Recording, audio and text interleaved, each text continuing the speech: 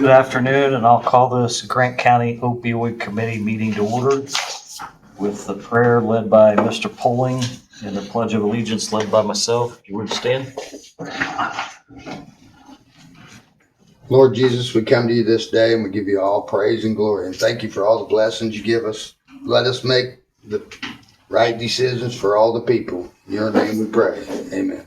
If you would face the flag, I pledge allegiance to the flag of the United States of America and to the republic for which it stands, one nation, under God, indivisible, with liberty and justice for all.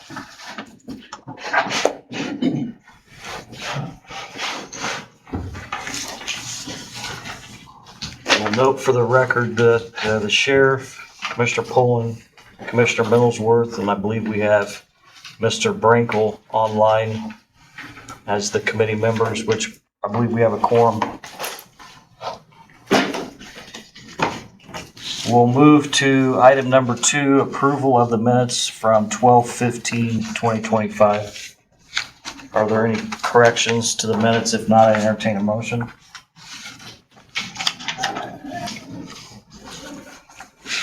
Make a motion, we approve them. Second. I have a motion from the sheriff, a second from Commissioner Poling to approve the Grant County Opioid Committee meeting minutes from December the 15th, 2025. All those in favor signify by saying aye. Aye. All opposed, same sign. Motion carries. We'll move on to item number 3, the discussion of a mailing list and letter to be delivered to the data source relevant to our priorities. This time I'll turn it over to Mr. Harker. Sure. Thank you, Mr. President.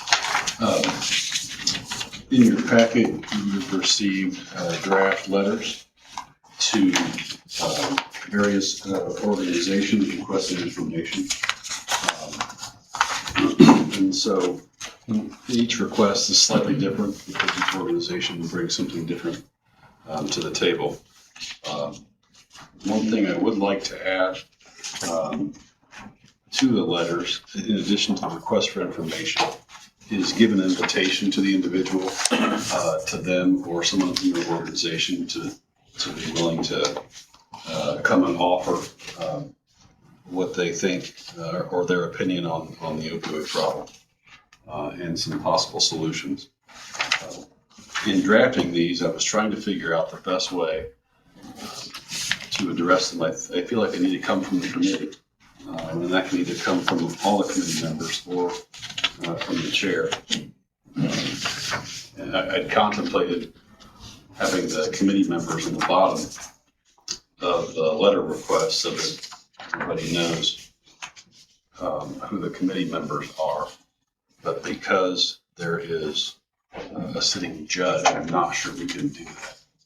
There may be restrictions on how he's able to, how we're able to work with that. So I think for right now, it's probably best for the request to come from the committee chair on behalf of the entire committee.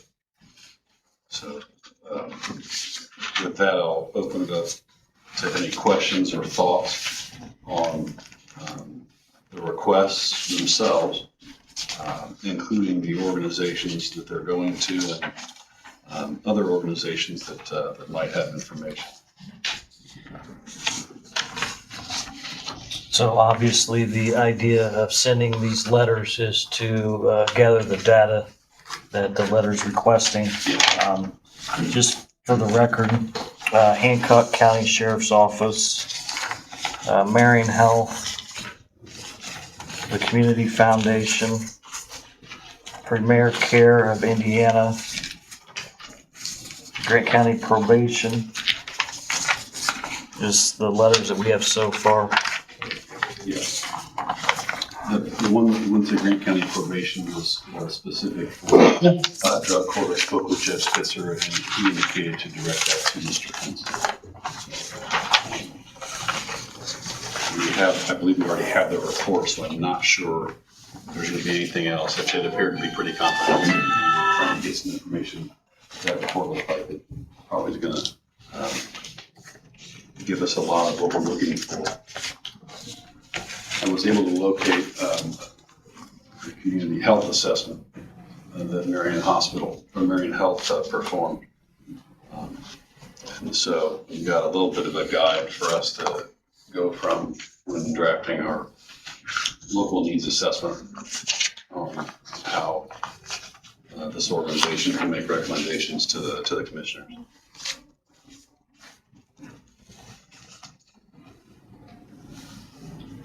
Are there any questions from the committee members regarding the letters or?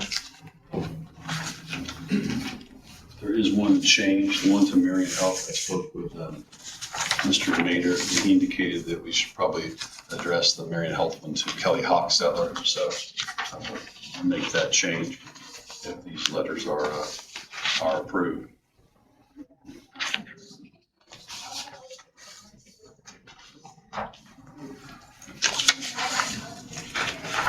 I don't see no problem, brother. We gotta get information, trying to help.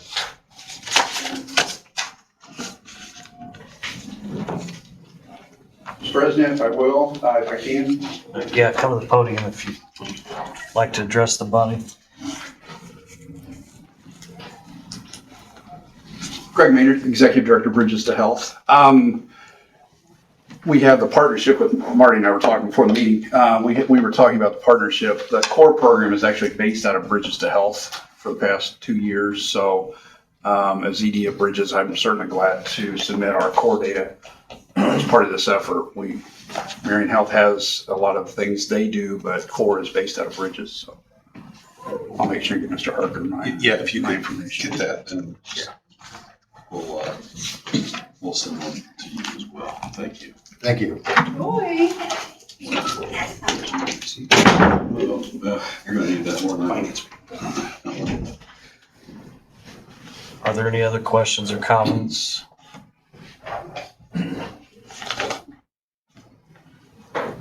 I'd entertain a motion to approve the letters to be sent. So moved. Second. I have a motion from Commissioner Poling, a second from the sheriff, to approve the letters to be sent on behalf of the Grant County Opioid Committee regarding various data that we're requesting. Are there any other questions from the members? All those in favor signify by saying aye. Aye. All opposed, same sign. Motion carries. We'll move on to item number 4, discussion of the Grant County Drug Court Evaluation Report.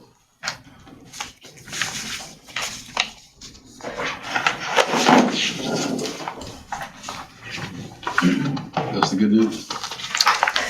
So you should have received the formal evaluation. We get an evaluation at least once a year from an outside evaluator to look at the data that we've collected throughout the program and to help us gain some insights into some actionable items that we can look at as a team. After that evaluation report is finished, the entire team comes together and we are reviewing that with the evaluator and kind of walk through some of the data. So you can see in terms of reducing recidivism rates.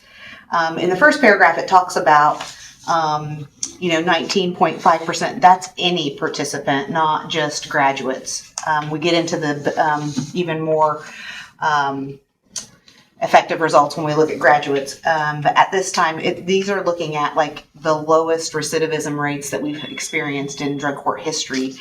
Drug court's been around since 2005, so we are continuing to improve on all of the practices that we do. We are committed to looking at best practice standards and applying those, and I think you'll see that as we look through some of this data. When we look at the comparison group for recidivism rates, you're looking at 64%. Looking at that information, we're reducing recidivism in this cohort by 69.6%. When we look at highly effective programs, correctional programs, they can reduce recidivism around like 37 to 50%. So we are outperforming what good programming is doing. This is based on 2020 to 2022, correct? Yeah, so you have to give them the 3 years to measure. So we're always going to be behind because the data Right. has to So be you're measured going for through 3 the years. cohort. Yeah, so that's your cohort. And so some of those would have been up to, 5 years if you're looking at 25 data. So we would have gotten this in October of 25. So they would have been doing this throughout 25. to Right, get that I'm information. just looking at, because that's what's one of our biggest problems, right? We're citizen. Yeah, so you can Yeah. see the effectiveness that's happening in this program based on, these are just numbers, right? So we can't change those if they get arrested. And we are very conservative in our definition of recidivism. And so the definition can change based on how people choose to define it. So some jurisdictions look at only certain types of crimes for recidivism. We look at any new arrest. So this is any type of justice involvement in the future. But what we look at when we see graduates, we're seeing a 10.9%. I think I referenced that back in December, and this is the report where we got that information from. And when we look at the data in general, what we're seeing recidivism patterns over time is a steady decline. You have some outliers, but that slope shows a general trend towards a negative slope. So that's what you want to see, and that's exactly what we're seeing here. When we look at outcomes, these are the lowest rates that we've had to date. Based on gender, based on race, these are still the best outcomes. I've got a question for you. So, this is from 2020 to 2022. Do you have previous years of cohorts? Yes. Okay, so hang on. You just said these are your lowest rates. So the previous cohorts are trending, we're up, and now we're trending down. Consistent, I'm guessing, with this. It's what I'm taking it from. So this is the same researcher that's been studying it all along. He just gave us the snapshot of those 3 years. Okay. So we can look back at our previous ones to see where those were. The reason why I'm interested, and I think why the committee should be interested, is there's a reason why you've gotten here. 10%. You should know why. Like, what has been working? What have you guys tried over time that hasn't worked? What is working now?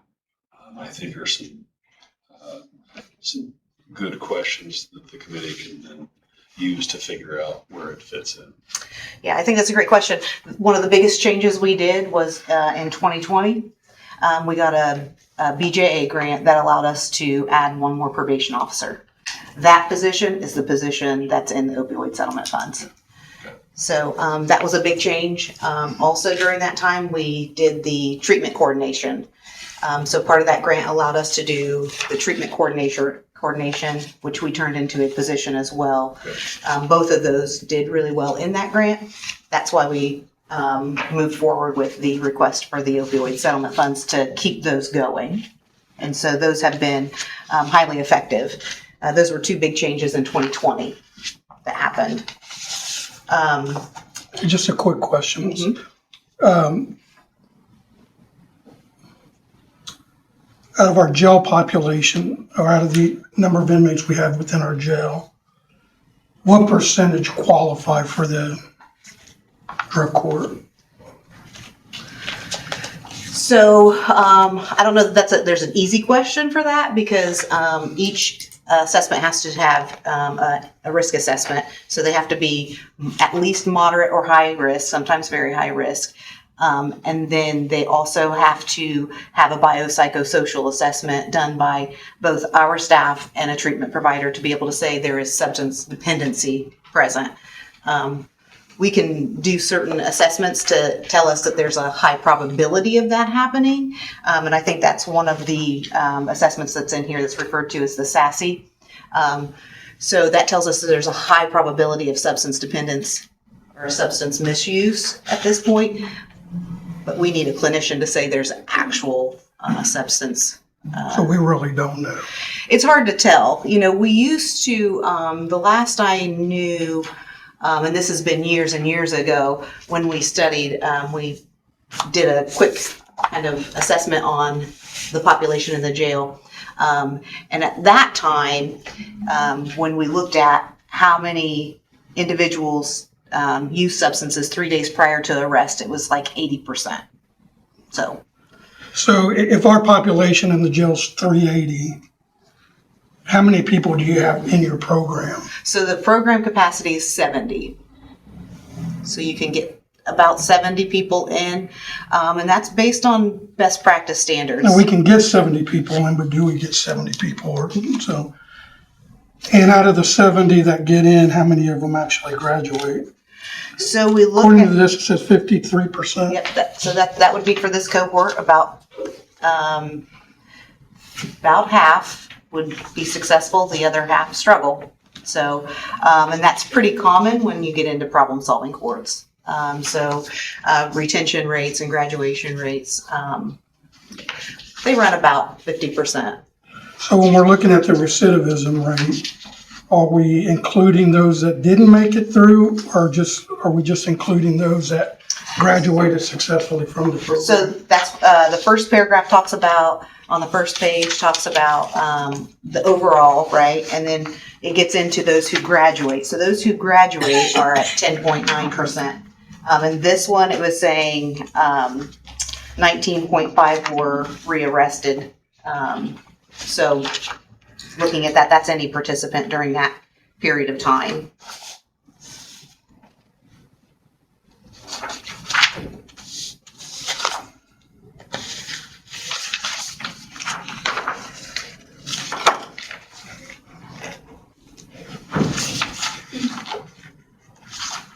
So there are certain things that we found that we wanted to look at. So one of the larger rising populations that we're starting to see become justice involved is the female population. So we wanted to start measuring how well are we working with that population. And we have always, for a long period, not always, but for a long period of time, been tracking race as well, just to look at how well are we representing the population that we see in the jail. How close is that? We have done several things to help look at what we're doing with specific to gender, specific to race. So individuals who are within court services, but also in drug court. It really started there. Was there's a program specific to heat, which we look at, that helps to address maybe some treatment areas that maybe get missed in your general standard treatment groups.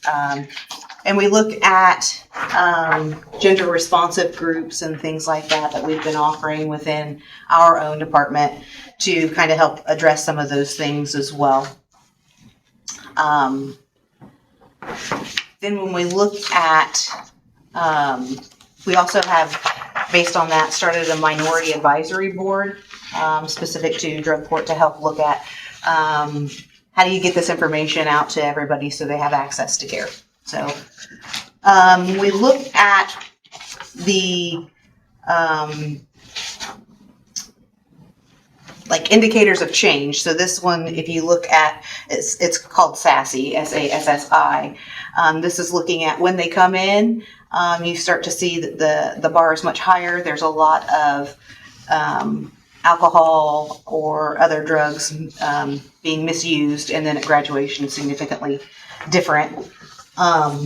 The assessment tool has been validated. It's highly respected, and it has face value and subtle indicators. So it helps to identify people who maybe aren't ready to say that it's a problem. It helps to give us information about that, which helps with early detection and intervention. We look at the figure 8 shows AI and BDIs. Those are anxiety and depression scales. So you can see a marked improvement when you think about like mental health characteristics and needs that are being served. So significantly large amount of needs and then a large reduction in those needs. Figure 9 is looking at housing, employment, and family functioning. So this is what we call a reverse scored assessment. So you want the numbers to be higher.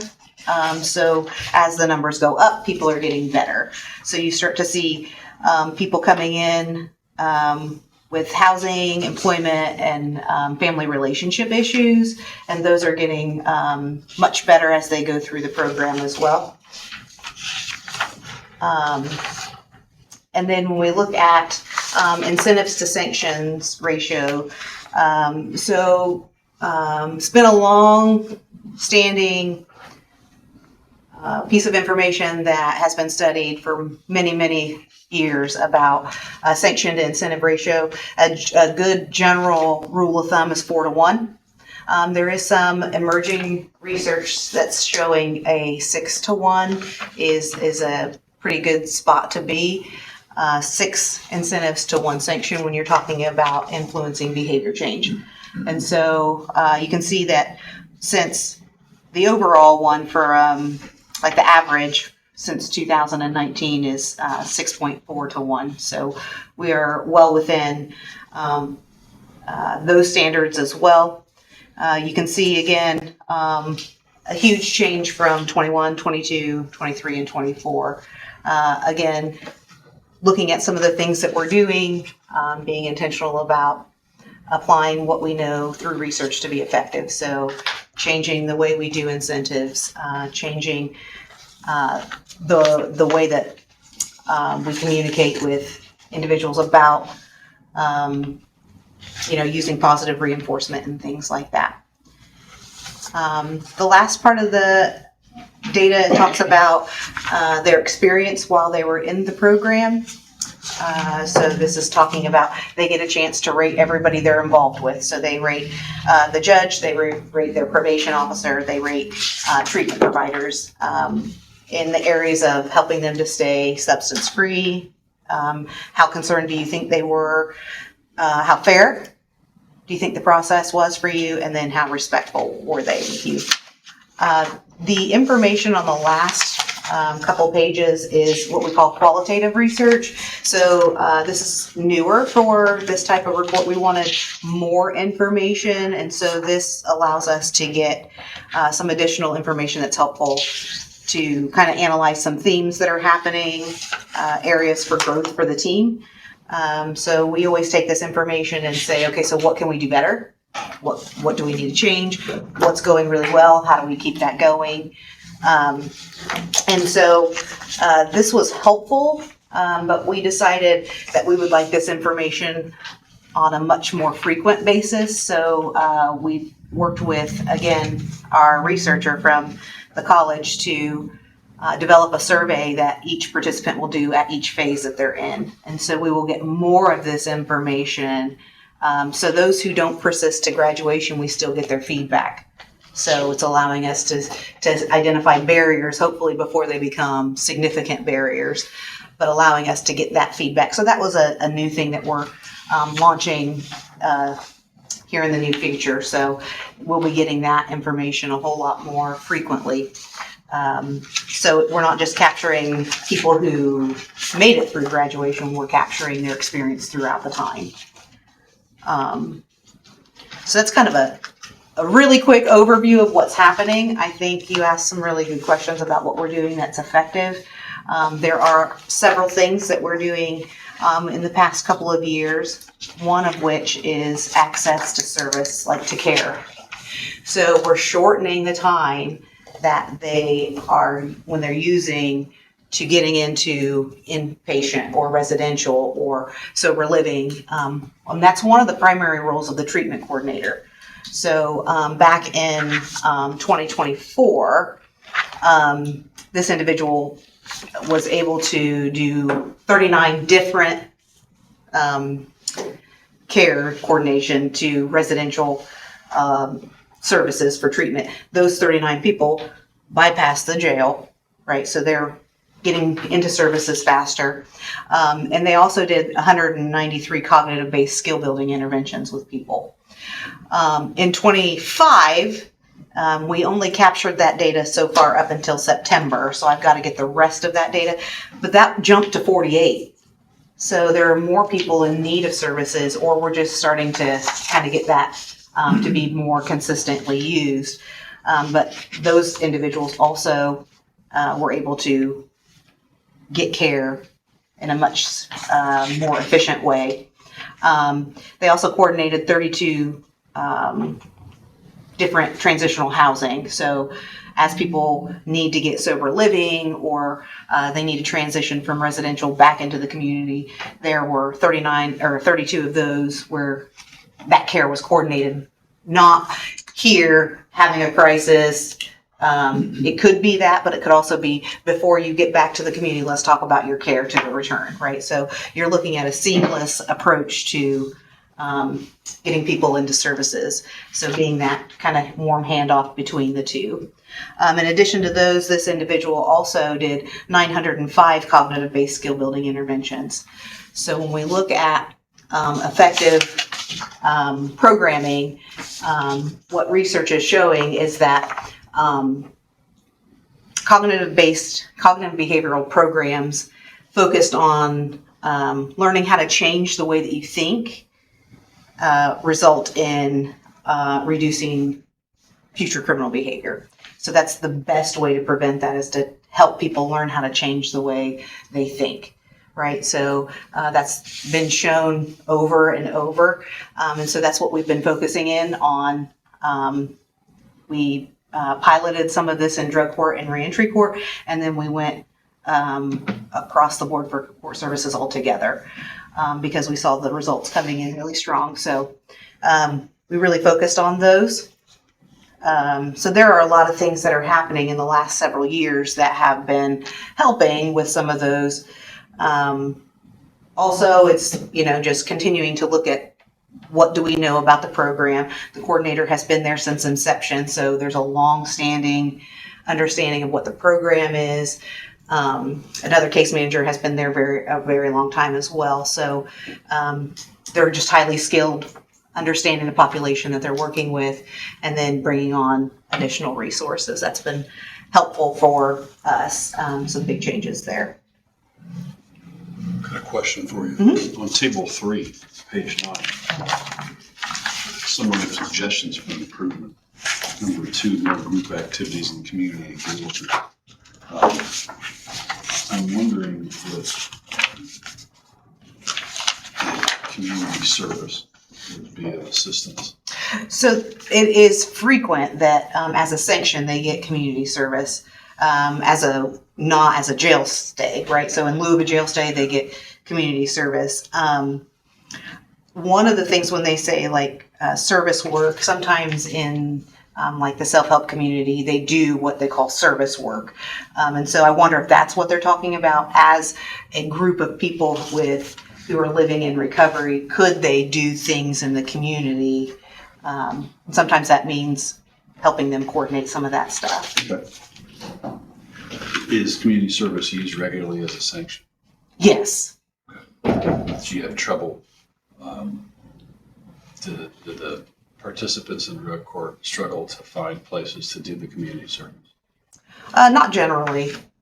Okay, good. So we just, know it's a non-for-profit, so they can go multiple places. Whether they want to do that is a different story, but there are places that they can volunteer to do work. And sometimes it helps to connect them with, non-for-profit. Sometimes that could be a church. So that actually is a win-win for several people. So getting them connected with pro-recovery people, also having to do the sanction as well.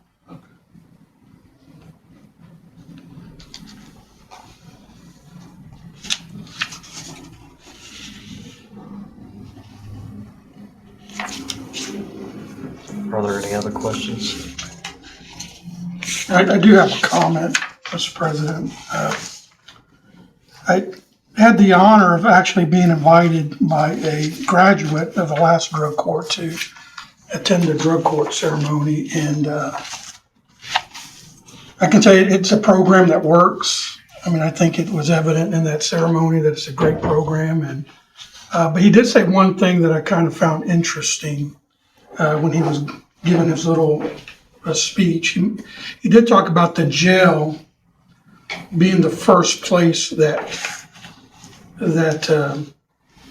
deals with them for the most part.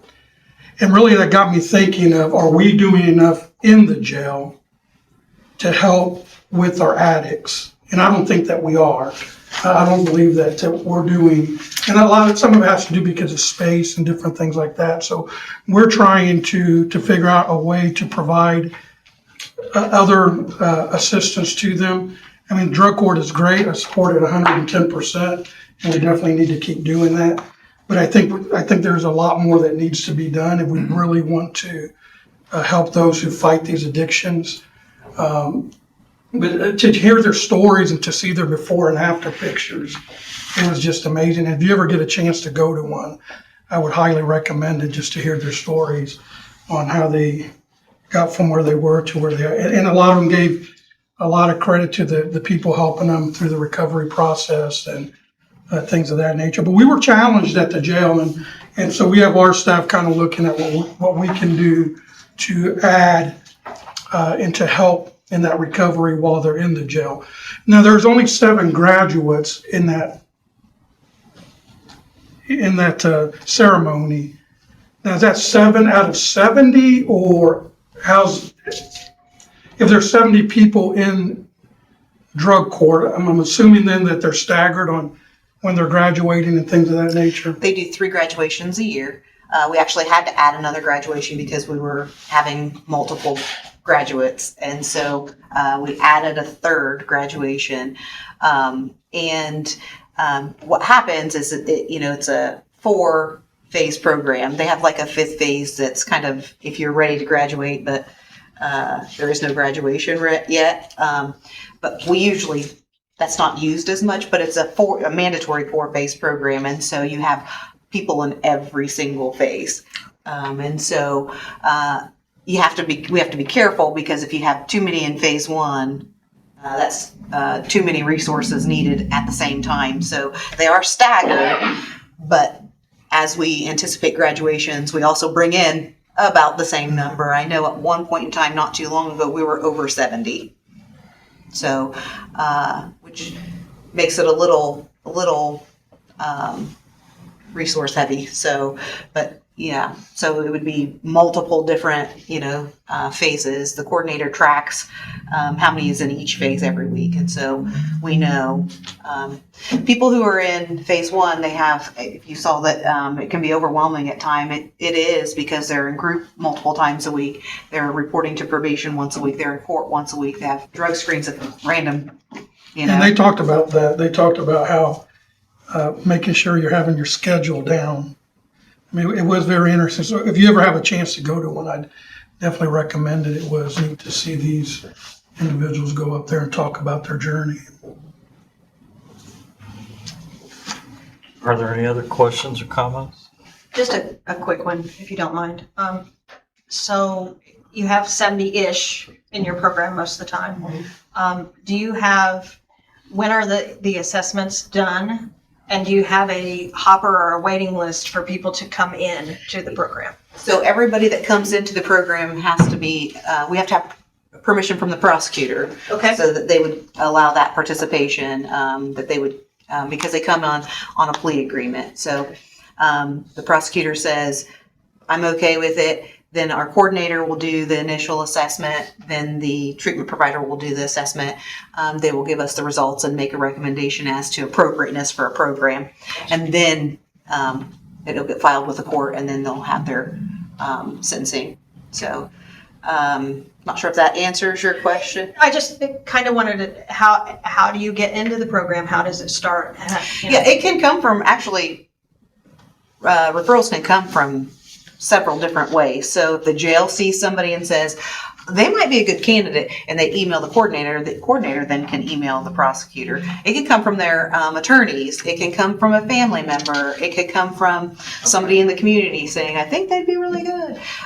So however we get it, the first step is to talk with the prosecutor's office to see if they're open to us looking into that as an option. Thank you. When the program first started back in 2005, it was somewhere between 12 and 18 months. What is the average length of time? So generally, what we tell people is 18 months to 3 years. Okay. So they have to have at least 3 years of suspended time to get through the program. So many. I understand that. That's different than what that wasn't in place 20 years ago as far as the length of time on the sentence that we're getting the program. Okay. Yeah, so we have to allow them enough time to complete the program. Generally, what's happening is we're getting people that have multiple charges.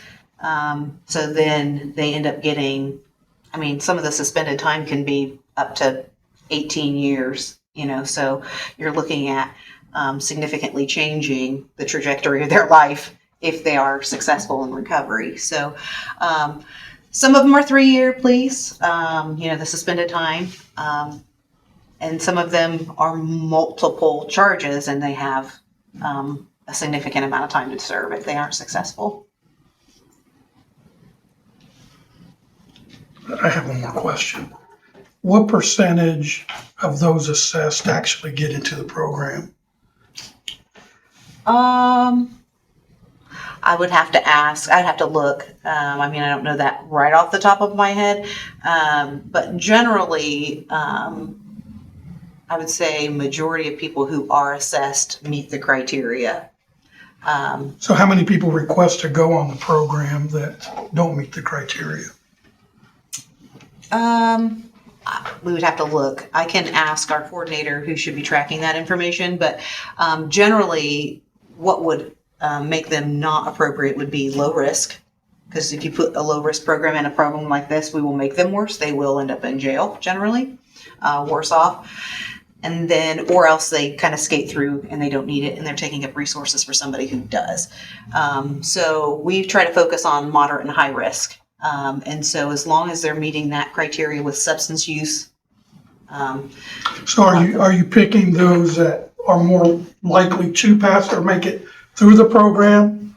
That's kind of what I hear, No. that what we're doing is we're looking at, well, Shane's is likely to pass it, so we'll let him in, but Chuck's not likely to pass it, so we're not going to let him in the program. No, so it would be objective, right? So it would be, here's their risk score. Are they moderate or high risk? If the answer is Moderate or yes, high risk for what? reoffense. Okay. So if we thought Shane was going to be really good at it, chances are Shane's probably low risk. So we would say, no, he doesn't qualify because he's not high enough risk. So I used to work in drug court as well. So I used to think the ones that scared you the most, like they're never going to make it, are exactly who we should be serving.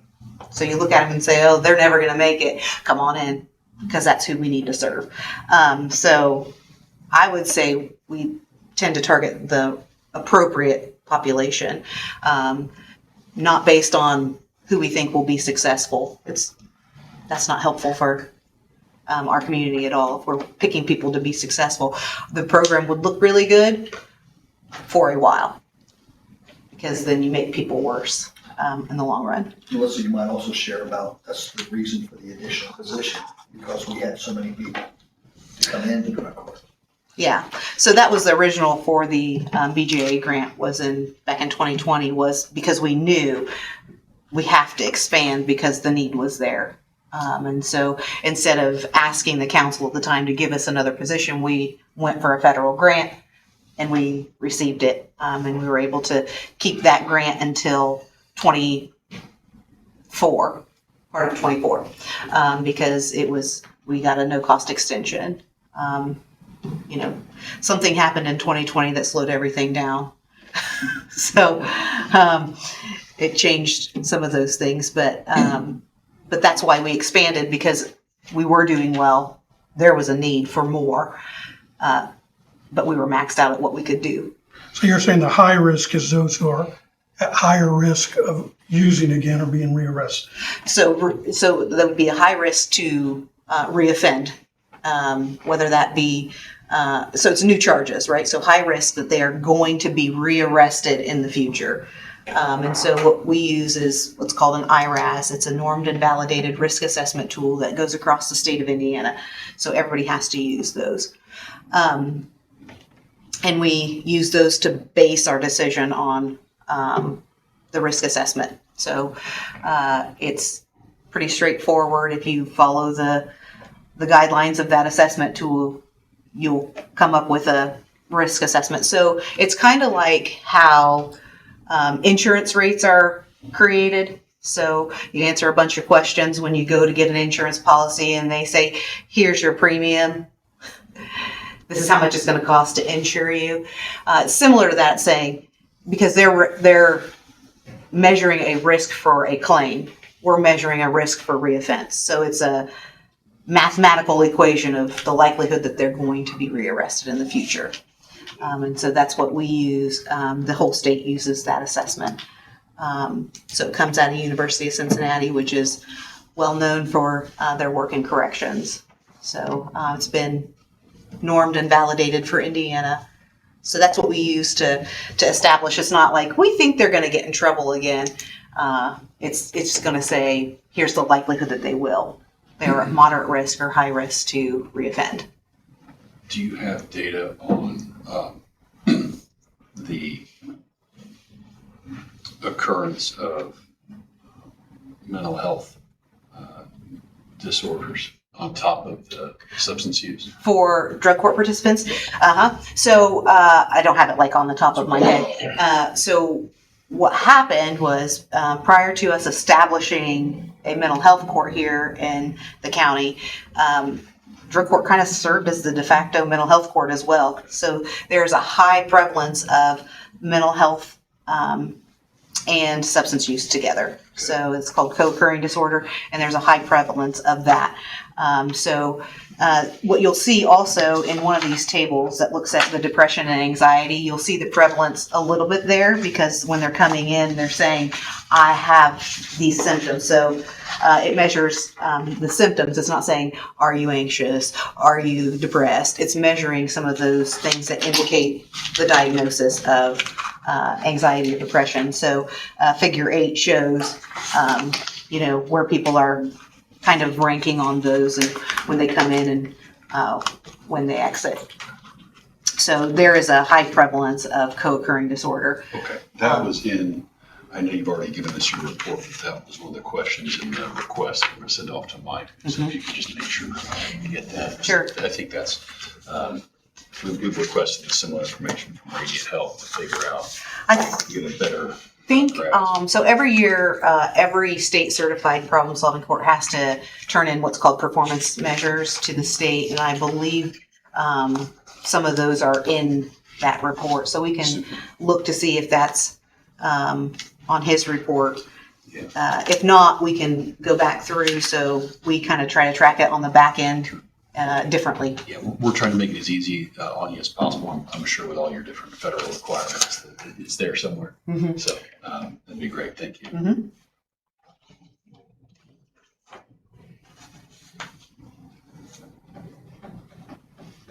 Are there any other questions? Thank you. Thank you.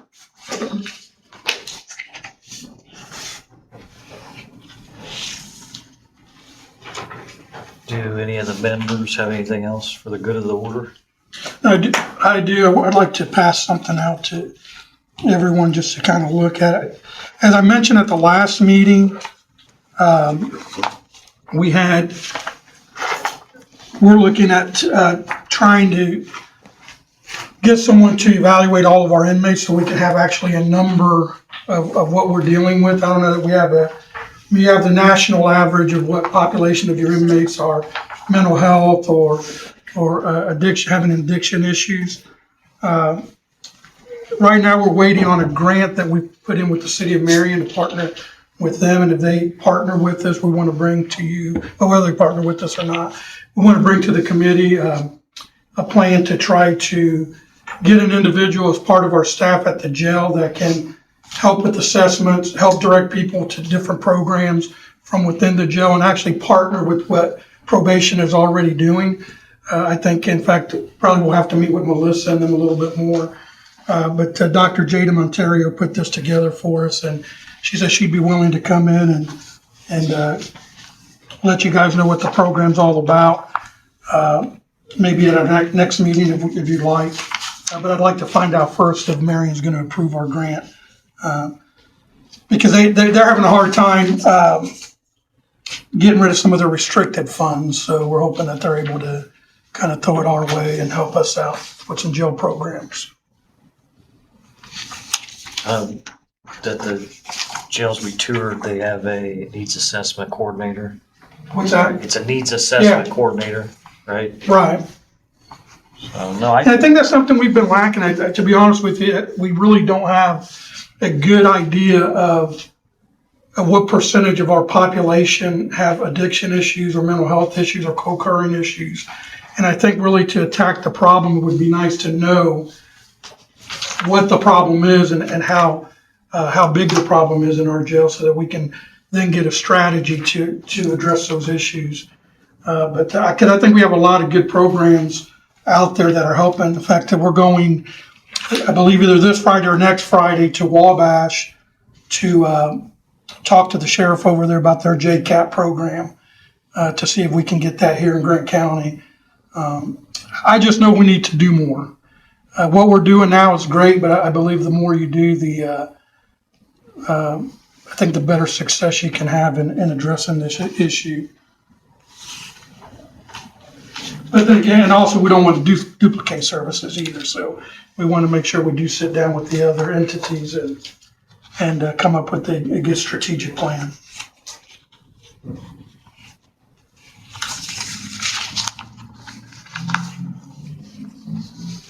I don't see any reason why we couldn't add it to the next meeting agenda. to the next agenda.